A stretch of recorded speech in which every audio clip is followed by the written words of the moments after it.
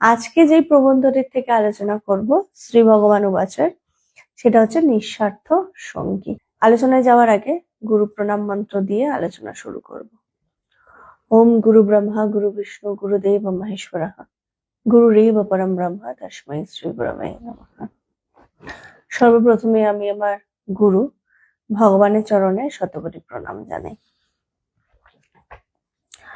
ভগবান বলছেন, সংসারে একটা সুর আছে, সেটা আমরা ঠিক ধরতে পারি না। আমাদের আশেপাশে অনেক মানুষ আছে, তাদের সাথে আমাদের পরিচয়ও আছে, সম্পর্কও আছে, তবুও আমরা কিন্তু আসলে একা। ভগবান খুব সুন্দরভাবে কিন্তু কঠিন তত্ত্বকে সহজভাবে বুঝিয়ে দিচ্ছেন। তিনি কি বলছেন, যে সংসারের কিন্তু একটা সুর আছে, যেটা আমরা সবাই ধরতে পারি না। সুরটা কি? সত্য হচ্ছে এটা, আমরা সবাই একা। আমরা প্রত্যেকটা সময় আমরা চলতে গিয়ে জীবনে সবসময় একটা জিনিস দেখা যায়, যে একটা বয়সের পরে সবাই বলে যে তুমি তো একা থেকে যাবে, বিয়ে করো, তুমি তোমার একজন সঙ্গীকে বেছে নাও। কিন্তু পরবর্তীকালে আবার দেখা যায় যে বিবাহ বন্ধনে আবদ্ধ হলো ঠিকই, কিন্তু মনের সাথে মিল হলো না। সংসারে বেশিরভাগ ক্ষেত্রে এটা দেখা যায় যে মিল হলো না, তারপরে সংসারে এমন একটা অশান্তির মধ্যে দিয়ে যাচ্ছে, তো তখন তার মনে হচ্ছে যে এভাবে এর থেকে আমি একা ছিলাম, ওটাই ভালো ছিলাম। সত্য কিন্তু এটাই যে সত্য হচ্ছে এটাই যে সংসারে আসলে কিন্তু কেউ কারোর সঙ্গী হয় না। আমাদের মনে হয় যে একটা বয়সের পরে আমার এই মানুষটাকে প্রয়োজন, আমি কার সাথে গল্প করব, আমার সুখ দুঃখের কথা কার সাথে ভাগ করে নেব, একটা বয়সের পরে এটা আমাদের প্রত্যেকের মনে হয়। কিন্তু যখন সেই বয়সটা পেরিয়ে যায়, আমি সমস্ত কিছু যখন পেরিয়ে যাই, তখন কিন্তু আসলে বুঝতে পারি যে সত্য হচ্ছে এটা, যে আমি আসলে একা। আমার মনের ভাব, আমার মনের কষ্ট, আমার সুখ বোঝার ক্ষমতা আসলে কারোর নেই। আমি কোন ব্যাপারে কষ্ট পেলাম, আমি কোনটাতে আমার অসুবিধা হচ্ছে, সত্য এটাই, আমাকে বোঝার জন্য আসলে সংসারে কেউ নেই, আমি একা। আর এটা কখন বুঝি? যখন আমার সময়টা পেরিয়ে যায়। তো মহাপুরুষেরা কি বলছেন? মহাপুরুষেরা এই জন্য শুরুতেই বুঝিয়ে দিচ্ছেন যে তুমি আসলে কিন্তু একা। তুমি ভাবছো তোমার এ আছে, ও আছে, সে আছে, আসলে তোমার কেউ নেই, কেউ নেই। এই জগতে যে সম্পর্ক আছে আমাদের সঙ্গে, তা শুধুমাত্র স্বার্থের সম্পর্ক। দেখুন ভগবান কি সুন্দরভাবে বলছেন, যে বলছে এই জগতে যত সম্পর্ক আছে, যত মা ছেলে স্বামী স্ত্রী, যত সম্পর্ক আছে জগৎ সংসারে, আমার জন্মাবার পর থেকে মৃত্যুর আগে অবধি যত সম্পর্ক আমাদের তৈরি হয়, বলছে সবটাই কিন্তু স্বার্থের সম্পর্ক। এটা আমরা কিন্তু ধরতে পারি না। বলছে কেন ধরতে পারি না? কারণ আমি আধ্যাত্মিক চর্চা করতে করতে আমি ওই সূক্ষ্ম জায়গাটা ধরতে পারি না। বলছে এই সূক্ষ্ম জায়গাটা ধরবার জন্য কিন্তু গুরুর প্রয়োজন, গুরুর প্রয়োজন। তিনি আমাদেরকে সূক্ষ্ম জায়গাটা ধরিয়ে দেয়। বলে যে যেই সংসারে তুমি মানে একদম ডুবে রয়েছো, ভাবছো এই সংসার তোমার, আসলে কিন্তু সত্য এই সংসার তোমার নয়, এই সংসারটা স্বার্থের জায়গা। এত লোকের মাঝখানে কেউ খুঁজে বার করে আনুক তো দেখি তার প্রাণের লোক কে আছে। প্রাণের লোক কেউ নেই। সত্য কি বলছে? তোমার সংসারে তো এত লোক আছে, তুমি যাকে বন্ধু বলবে, বলবে আমার এত বন্ধু আছে, এত কিছু আছে, বলছে তোমার প্রাণের লোক কে আছে? দেখা যাবে কেউ নেই। যে আমি এতগুলো বছর, আমি জন্মানোর পর থেকে আমার এতগুলো বছর কেটে গেল, আমার এত বয়স হয়ে গেল, তাও আমি একটা প্রাণের লোককে পেলাম না। সত্য এটাই, তুমি একা, তোমার কোনো প্রাণের লোক নেই। সবার সাথে স্বার্থের সম্পর্ক, মুখে বলি যে ও আমার প্রাণের লোক, কিন্তু সেটা কিন্তু লোক দেখানো। দেখুন মহাপুরুষ এটা ধরিয়ে দিতে পারে, যে আমরা প্রাণের লোক বলি, কিন্তু বলছে ওটা হচ্ছে লোক দেখানো, সত্য কিন্তু কেউ কারোর প্রাণের লোক নয়। মিথ্যে কথা, তাই একা হও। কিন্তু একা থাকতে পারবে না বলে একজন নিঃস্বার্থ সঙ্গীর প্রয়োজন। দেখুন, বলছে যে একা আমরা কিন্তু কেউ থাকতে পারি না। একা মানে কিন্তু এখানে একা মানে হচ্ছে একাকিত্ব হয়ে ডিপ্রেশনে চলে যাওয়া, সেই একার কথা কিন্তু বলছে না ভগবান। তিনি বলছেন একা মানে সেই একা হওয়া যেটা তুই বুঝে নেওয়া যে সংসারে কেউ আমার নয়।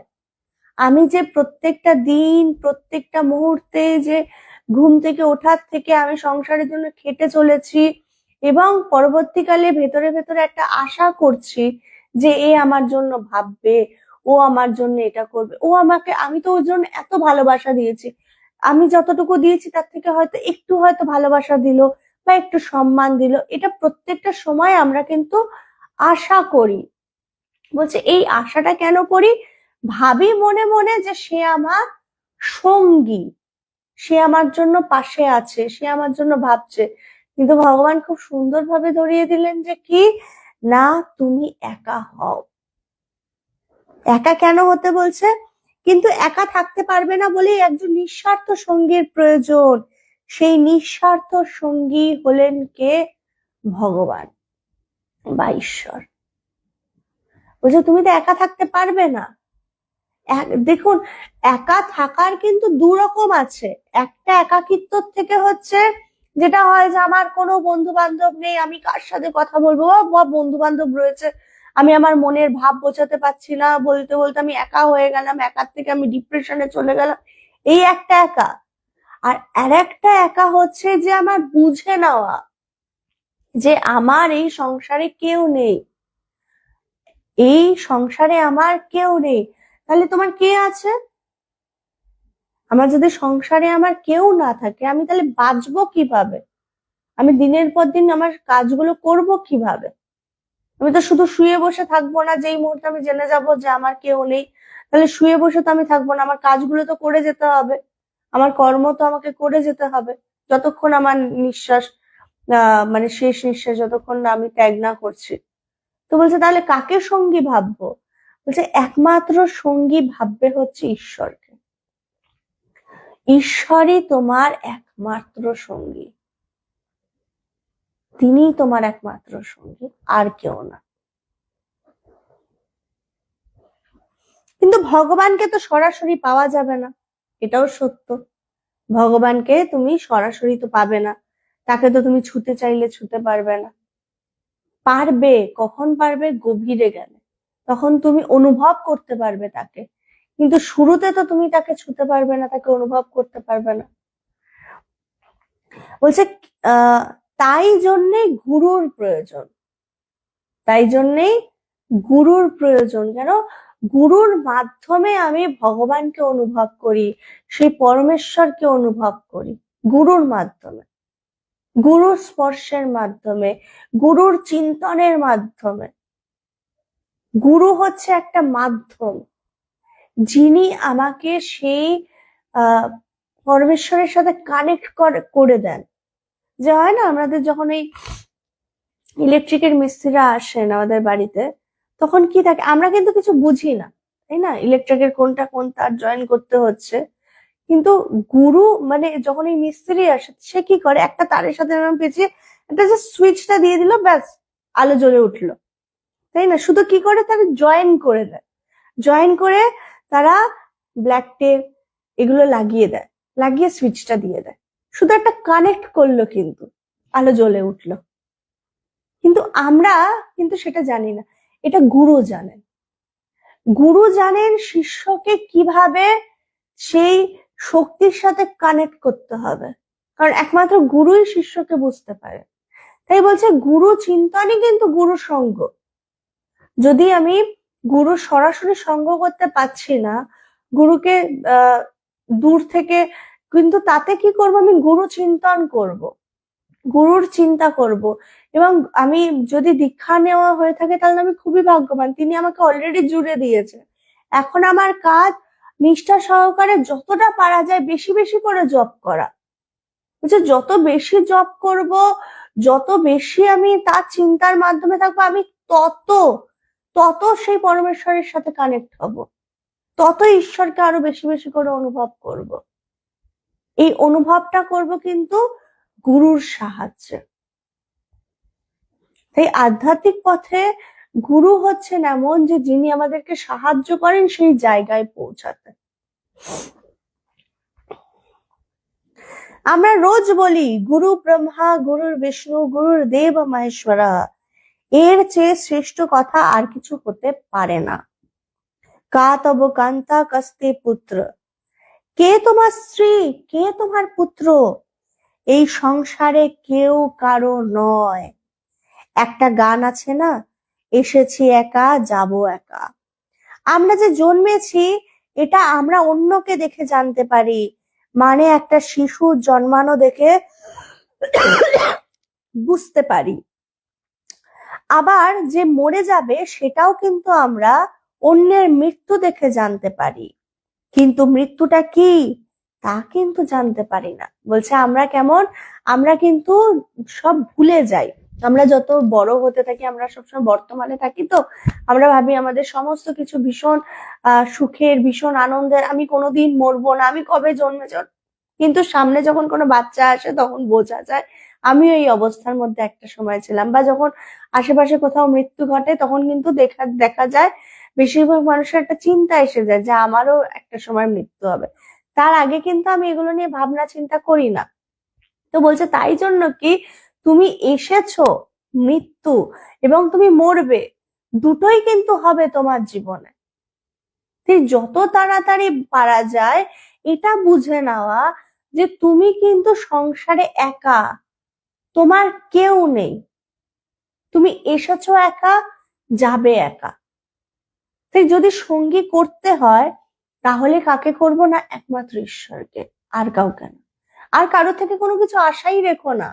যত বেশি আশা রাখবে তত দুঃখ পাবে, তত কষ্ট পাবে, তত হতাশা বাড়বে। এই যে সংসারে আমরা বেশিরভাগ সময় যে এত কষ্ট পাই, এত দুঃখ পাই, কেন পাই? যেহেতু আশা রাখি যে আমি ওর জন্য এতটা করেছি, ও আমার জন্য একটু হলেও হয়তো করবে। এই আশাটা যখন শুরু হয় তখনই দুঃখ কষ্ট কিন্তু শুরু হয়ে যায়।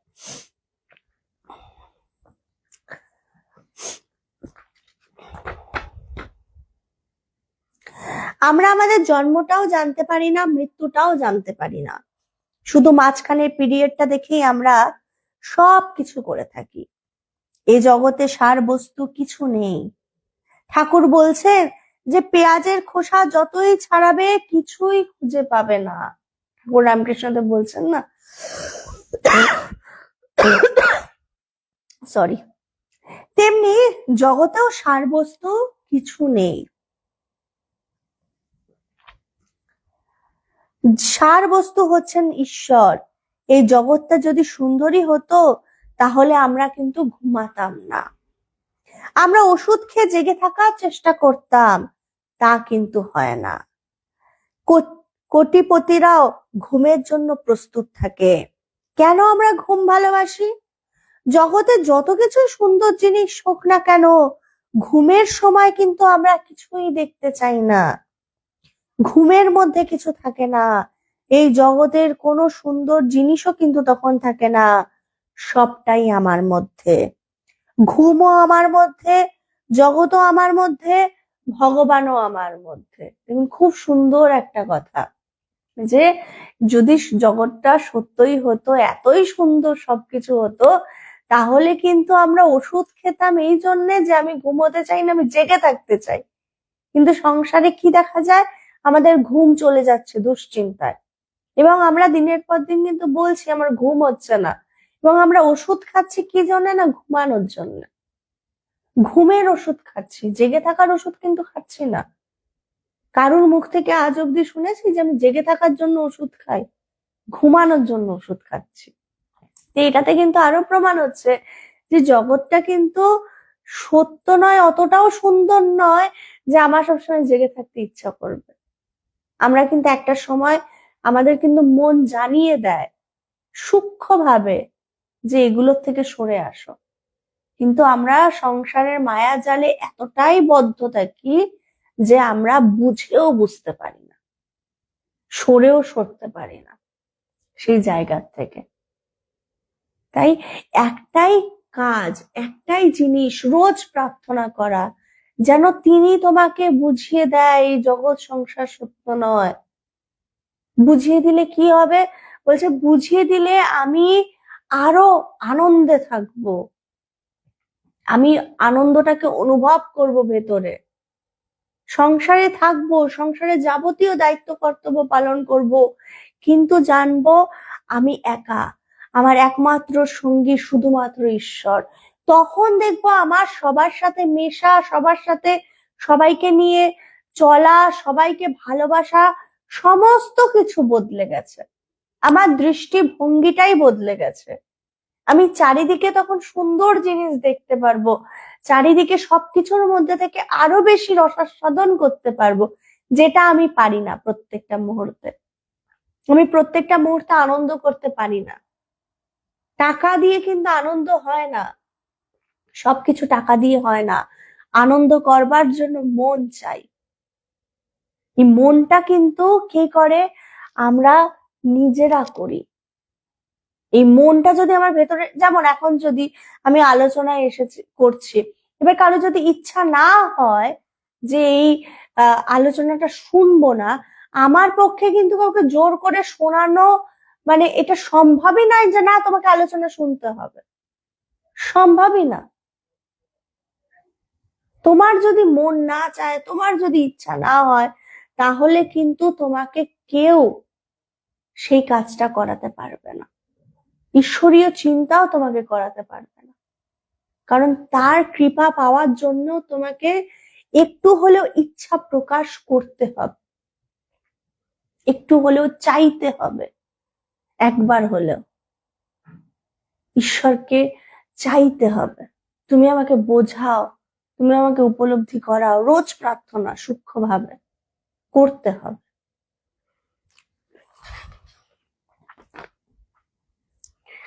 এই যে ধ্যান করতে বলা হয়, তখন চোখ বুঝেই থাকি, মানে বাইরে কিছু নেই। তাই আসল কথা হচ্ছে এই যে আমরা যে সবসময় একা, এটা যত তাড়াতাড়ি বুঝে নেওয়া যায়, কষ্টটা কিন্তু তত কম পাওয়া যায়। সারদা মা বলছেন এ সংসারে থাকো, কিন্তু ভালোবাসবে শুধু ঈশ্বরকে, কেননা এই জগৎকে কিন্তু ভালোবাসবে শুধু ঈশ্বরকে, কেননা এই জগতে কেউ কারো সঙ্গী হতে পারে না।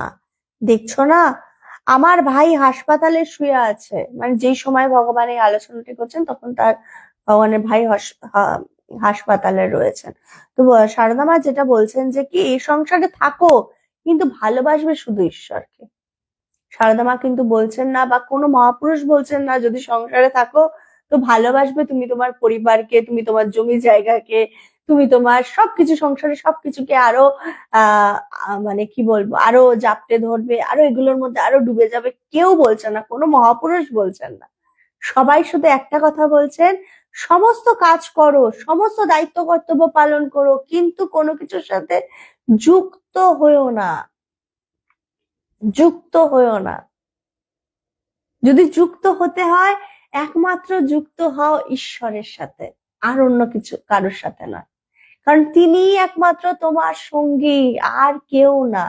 এটাই কিন্তু সত্যেরও সত্য এবং বাস্তব, এটাই বাস্তব। আমার ভাই হাসপাতালে শুয়ে আছে, আমি ওর কি বা করতে পারছি? তাই ঈশ্বরই আমাদের সব সময় সঙ্গী, সুখ দুঃখে এসে কখনো তোমায় পরিত্যাগ করবে না। আর তিনি একমাত্র নিশ্চিত ভাবে বলে গিয়েছেন, অনন্যাস চিন্তয়ন্ত মাম ইয়ে জনপরি উপাসতে, মানে আমার যে, গীতাতে বলছে না শ্রীকৃষ্ণ যে কি বলছেন তিনি, যে আমার যে, তিনি আবার শর্ত দিচ্ছেন, কিন্তু তিনি আবার শর্ত দিচ্ছেন, কি বলছেন, আমার যে অনন্য চিন্তা করে তার আমি সমস্ত ভার বহন করি। তার চিন্তা করতে হবে, তিনি তোমার ভার বহন করবেন। যোগক্ষেমা মহামায়া না, তিনি তোমার ভার বহন করবেন, তিনি তোমার সমস্ত দায়িত্ব নেবেন। কখন দায়িত্ব নেবেন না, তুমি যদি তোমার চিন্তাটাকে তার, শুধুমাত্র তার চিন্তা করো, তাহলে তিনি তোমার সমস্ত দায়িত্ব নেবেন। অনন্য চিন্তা করে করে তার আমি সমস্ত ভার বহন করি। তাই এই সংসারে মা বাবা ভাই বোন আত্মীয় স্বজন বন্ধু বান্ধব কেউ আমার নেই, আমি সবসময় একা। আর বন্ধু বা সঙ্গী যদি করতেই হয়, তাহলে নিঃস্বার্থ বন্ধুকে অর্থাৎ ঈশ্বরকে সঙ্গী করো। আচ্ছা, একমাত্র ঈশ্বরকে সঙ্গী করো। কারণ সত্য হচ্ছে কি, কেউ তোমার নয়, কেউ না, কেউ না। ওই যে একটা গল্প শুনেছিলাম খুব সুন্দর ভগবানেরই মুখে, যে একজন ভক্ত আর কি তার গুরুদেবের কাছে যেতেন এবং তিনি সবসময় বলতেন যে, তার গুরুদেব বলতেন এরকমই যে, দেখো এই সংসারে কিন্তু কেউ কেউ কারুর নয়, এবং এই যে তুমি যে তোমার পরিবারে তোমার মা বাবা তোমার স্ত্রী এরা কেউ কিন্তু তোমার নয়, এরা কেউ কিন্তু আসলে কিন্তু জগৎ সংসার একটাই জিনিসই বোঝে, সেটা হচ্ছে সে কি পাচ্ছে। তো সে তার গুরুদেবকে বলছে, না আমার পরিবারের সবাই আমাকে ভীষণ ভালোবাসে, আমার স্ত্রী আমাকে ভালোবাসে, আমার ছেলে মেয়েরা আমাকে ভালোবাসে, আমার মা বাবা ভালোবাসে। আপনি ভুল বলছেন গুরুদেব। তো গুরুদেব তো তাকে কিছুতেই বোঝাতে পারছে না যে সংসারে আসলে তোমাকে কেউ ভালোবাসে না, সংসারে সবাই স্বার্থে চলে এবং তোমাকে সবাই শুধু ব্যবহার করে। গুরুদেব তাকে বোঝাচ্ছে, সে কিছুতেই বুঝছে না, গুরুদেবও তাকে বোঝাতে পারছে না। তখন গুরুদেব তাকে বললেন, আচ্ছা তুমি তাহলে একটা পরীক্ষা করো। বলছে, কেমন পরীক্ষা?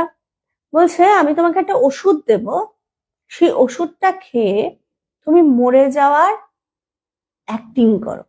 মানে ওই ওষুধটা খেলে কি হবে, তুমি বাইরে থেকে সবাই ভাববে যে তুমি মরে গেছো, কিন্তু তুমি সমস্ত কথাবার্তা, বাড়ির সমস্ত কথাবার্তা শুনতে পারবে, কি কি আলোচনা হচ্ছে কি হচ্ছে।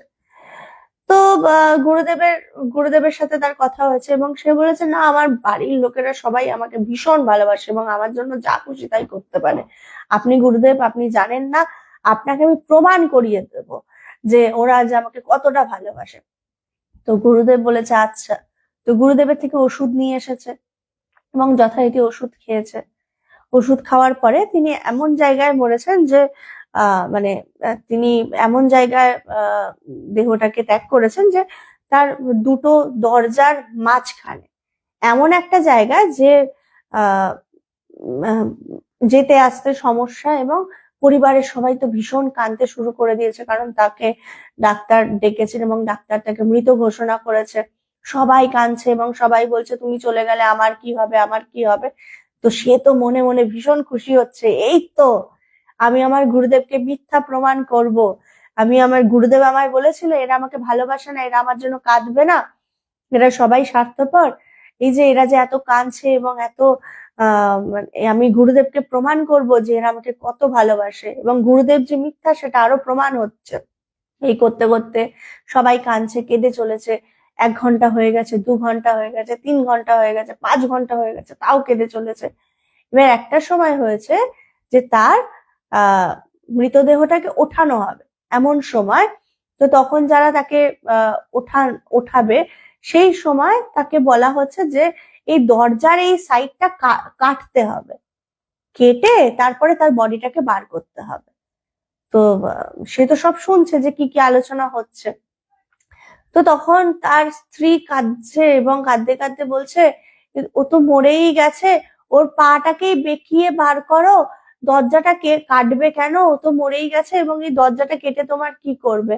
তো তারপরে আবার মা আর একটা সময় বলছে যে, আচ্ছা ওর বডি থেকে এগুলো খুলে নাও, এগুলো তো আর লাগবে না, এগুলো ও তো মরেই গেছে। তো তখন তার বুঝেছে যে আসলে সংসারে কেউ কারোর নয়। তুমি যতক্ষণ বেঁচে আছো ততক্ষণ তোমার মনে হচ্ছে এরা সবাই তোমাকে খুব ভালোবাসে, এরা তোমার একটা নাম রয়েছে, তোমার এই রয়েছে। তুমি যেই মুহূর্তে তুমি তোমার শেষ নিঃশ্বাস ত্যাগ করলে, কিছুক্ষণের জন্য সবাই খুব কাঁদবে, কিছুদিনের জন্য খুব একটা হবে, তারপরেই কিন্তু তোমার সমস্ত কিছু নিয়ে কাড়াকাড়ি শুরু হয়ে যাবে। নিমেষে সমস্ত সংসারের কান্না কিন্তু বন্ধ হয়ে যাবে। তোমার যদি জমি জায়গা থাকে সেটা নিয়ে কাড়াকাড়ি হবে, তোমার যদি সোনা গয়না থাকে সেটা নিয়ে কাড়াকাড়ি হবে। শুধু কাড়াকাড়ি হবে না, মারামারিও হবে। সব কিন্তু ভুলে যাবে সবাই। বলছে এটাই বাস্তব। তো তখন সাথে সাথে তার গুরুদেব এসেছে, এবং গুরুদেব এসে যখন তার মাথার সামনে দাঁড়িয়েছে, এই ওঠো, তাকে আবার একটা ওষুধ খাইয়েছে, সাথে সাথে সে বেঁচে উঠেছে। তো তখন সে বলল, গুরুদেব আপনি ঠিক ছিলেন যে সংসারে এরা আমাকে কেউ ভালোবাসে না, চলুন আমি আপনার সাথে চলে যাব। তখন মা বাবা সবাই তাকে ডাকছে, আরে আয় আয় আয়, তুই তো ঠিক আছিস। বলছে না, আমি বুঝে গেছি যে তোমরা কেউ আমাকে সত্যিকারের ভালোবাসো না, স্বার্থের ভালোবাসা। বলছে এটাই হচ্ছে সত্য, এটাই বাস্তব, এটাই মহাপুরুষরা বুঝিয়ে দেন। কারণ মহাপুরুষরা জানেন, তারা অনুভব করেন, এবং তারা অনুভবের থেকে বলেন। তারাই অ্যাকচুয়ালি বাস্তব ব্যাপারটা জানেন যে সংসারে কেউ নেই তোমার সাথে। এই সংসারে যতজন যাকে দেখছো চারিদিকে, সবাই স্বার্থে চলছে। বলছে তাহলে স্বার্থে চলছে, আমি তাহলে কাকে ভালোবাসবো, কাকে নিজের ভাববো, কাকে আমি আমার প্রাণেরও প্রাণ বলে ভাববো? যে একমাত্র ঈশ্বরকে। কারণ একমাত্র ঈশ্বর ছাড়া তোমার কেউ সঙ্গী নয়। তুমি এসেছো একা, যাবে একা, সঙ্গী থাকবে একমাত্র ঈশ্বর ছাড়া অন্য কিছু নাই। তাই যতক্ষণ শ্বাস আছে ততক্ষণ অব্দি প্রার্থনা, তুমি আমাকে উপলব্ধি করিয়ে দাও, তুমি আমাকে বুঝিয়ে দাও আমি কে, আমার পরিচয় কি। কারণ তুমি যেই পরিচয় নিয়ে বেঁচে আছো, এই মুহূর্তে যখনই তুমি শেষ নিঃশ্বাস ত্যাগ করবে, তোমার কিন্তু আর নাম থাকবে না, তুমি কিন্তু একটা বডিতে পরিণত হবে। বডিটা সরাও, এইরকম ভাবে বলা হবে। তখন কিন্তু বলবে না যে আমি যদি এই মুহূর্তে মরে যাই, বলবে না মাতাজিকে নাম নিয়ে, কিন্তু বলবে না, আমার নামটা কিন্তু তখন মুছে যাবে। তখন আমার নাম সরে গিয়ে ডেড বডি পরিণত। এই ডেড বডিটাকে সরানো হোক। এই বডি কখন ফোনে আমরা শুনি না, এই বডিটা কখন নিয়ে যাবে, তখন কিন্তু আর বলি না ওর বডিটা কখন নিয়ে যাবে, বা ওকে কখন নিয়ে যাবে, অমুককে কখন নিয়ে যাবে, এই নামটা কিন্তু তখন আসে না। তখন আসে ডেড বডিটাকে কখন নিয়ে যাবে, তাই না? তো এইটা কিন্তু প্র্যাকটিক্যাল। তোমার নাম গোত্র কিচ্ছু থাকবে না, কিচ্ছু থাকবে না। তাই যতক্ষণ আছো ততক্ষণ প্রশ্ন করা, তাহলে আমার আসল পরিচয় কি, আমি কে, রোজ বিচার করা, রোজ চেষ্টা করা, রোজ প্রশ্ন করা। এই প্রশ্ন করতে করতেই কিন্তু একদিন আমি উত্তর খুঁজে পাবো, এবং সেদিন আমি উপলব্ধি করব আমি আসলে আমার নাম নই, আমি এটা নই, আমি সেটা নই, আমি আসলে কে, আমি সেই একমাত্র ব্রহ্মস্বরূপ, আর কিছু না। আজকে আলোচনা এখানেই শেষ করছি। প্রত্যেকে সুস্থ থাকবে, ভালো থাকবে। ওয়েদার যেভাবে চেঞ্জ হচ্ছে, সবাই নিজেদের খেয়াল রেখো, সুস্থ থেকো। জয় ভগবান।